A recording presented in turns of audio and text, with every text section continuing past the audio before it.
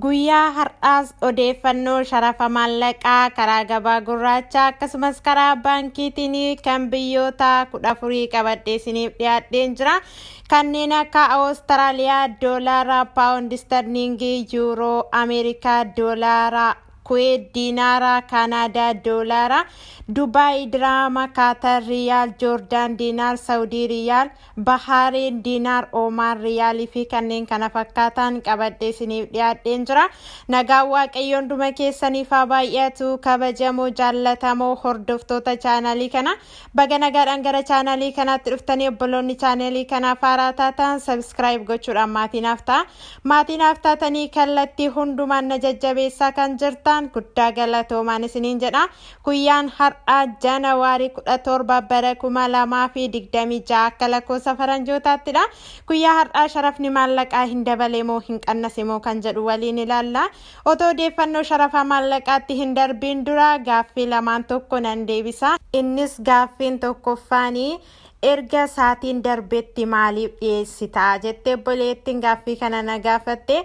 Akka Itoophiyaa saatii 8 fi 9 gidduun isiniif gallakkisa yookaan saatii 8 yookaan saatii 9 irratti na eeggadhaan isiniin jedha obbolaa kiyya.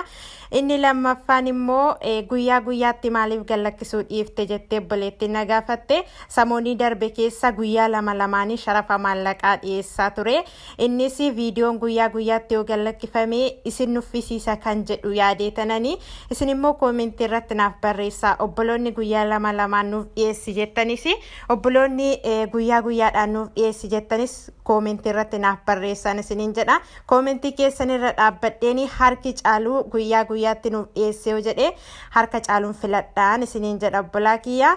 Gamanumaanii gara odeeffannoo sharafa maallaqaa guyyaa har'aatiif qabadhee isiniif dhiyaadheetti wal wajjin hadabarru.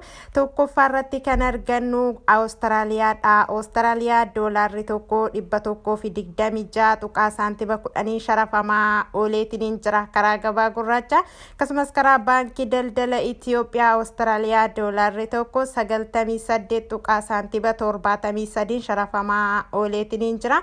Inni itti aanu paawundi sterliingidha. Paawundi sterliing tokko 252 tuqaa saantiba 45 sharafamaa ooleetiin jira karaa gabaa gurraacha. Akkasumas karaa baankiin gatii olaanaatiin sharafa oolee Oromiyaa baankiidha. Oromiyaa baankiin paawundi sterliing tokko 207 tuqaa saantiba 97 sharafa ooleetiin jira. Awaash baankiin paawundi sterliing tokko 205 tuqaa saantiba 90 sharafa ooleetiin jira. Baankiin daldala Itoophiyaa paawundi sterliing tokko 198 tuqaa saantiba 38 sharafa ooleetiin jira. Inni itti aanu Kaanaadaadha. Kaanaadaa doolaarri tokko 135 tuqaa saantiba 56 sharafamaa ooleetiin jira karaa gabaa gurraacha. Akkasumas karaa baankiin gatii olaanaatiin sharafa oolee Awaash baankiidha. Awaash baankiin Kaanaadaa doolaara tokko 108 tuqaa saantiba 79 sharafa ooleetiin jira. Baankiin daldala Itoophiyaa Kaanaadaa doolaara tokko 107 tuqaa saantiba 57 sharafa ooleetiin jira. Inni itti aanu yuuroodha. Yuuroon tokko 219 tuqaa saantiba 87 sharafamaa ooleetiin jira karaa gabaa gurraacha. Akkasumas karaa baankiin gatii olaanaatiin sharafa oolee Oromiyaa baankiidha. Oromiyaa baankiin yuuroo tokko 180 tuqaa saantiba 37 sharafa ooleetiin jira. Awaash baankii yuuroo tokko 179 tuqaa saantiba 98 sharafa ooleetiin jira. Baankiin daldala Itoophiyaa yuuroo tokko 176 tuqaa saantiba 50 sharafa ooleetiin jira. Itti aanu Ameerikaadha. Ameerikaa doolaarri tokko 188 tuqaa saantiba 67 sharafamaa ooleetiin jira karaa gabaa gurraacha. Akkasumas karaa baankiin gatii olaanaatiin sharafa oolee Oromiyaa baankiidha. Oromiyaa baankiin Ameerikaa doolaara tokko 155 tuqaa saantiba 05 sharafa ooleetiin jira. Awaash baankiin Ameerikaa doolaara tokko 152 tuqaa saantiba 02 sharafa sharafaa ooleetiniin jira.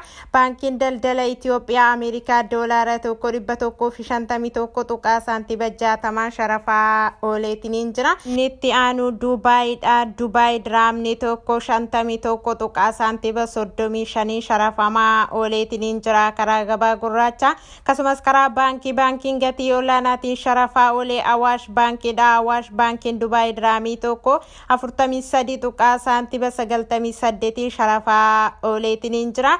Oromiyaa baankiin Dubaay diraamii tokko 42 tuqaa saantiba 42 sharafaa ooleetiniin jira. Baankiin daldala Itoophiyaa Dubaay diraamii tokko 41 tuqaa saantiba 21 sharafaa ooleetiniin jira. Inni itti aanu Kuweetidha. Kuweet diinaarri tokko 615 tuqaa saantiba 00tiin sharafamaa ooleetiniin jira karaa gabaa gurraacha. Akkasumas karaa baankii daldala Itoophiyaa Kuweet diinaarri tokko 484 tuqaa saantiba 60 sharafamaa ooleetiniin jira. Inni itti aanu Saawudiidha. Saawudii riyaalli tokko 50 tuqaa saantiba 30 sharafamaa ooleetiniin jira karaa gabaa gurraacha. Akkasumas karaa baankiin gatii olaanaatiin sharafaa oolee Awaash baankiidha. Awaash baankiin Saawudii riyaala tokko 43 tuqaa saantiba 02 sharafaa ooleetiniin jira. Oromiyaa baankiin Saawudii riyaala tokko 41 tuqaa saantiba 55 sharafaa ooleetiniin jira. Baankiin daldala Itoophiyaa Saawudii riyaala tokko 40 tuqaa saantiba 40 sharafaa ooleetiniin jira. Inni itti aanu Bahaareenidha. Bahaareen diinaarri tokko 500 tuqaa saantiba 00tiin sharafamaa ooleetiniin jira karaa gabaa gurraacha. Inni itti aanu Oomaanidha. Oomaan riyaalli tokko 490 tuqaa saantiba 55 sharafamaa ooleetiniin jira karaa gabaa gurraacha. Inni itti aanu Kaataridha. Kaatar riyaalli tokko 50 tuqaa saantiba 20 sharafamaa ooleetiniin jira karaa gabaa gurraacha. Inni itti aanu Joordaanidha. Joordaan diinaarri tokko 266 tuqaa saantiba 05 sharafamaa ooleetiniin jira karaa gabaa gurraacha.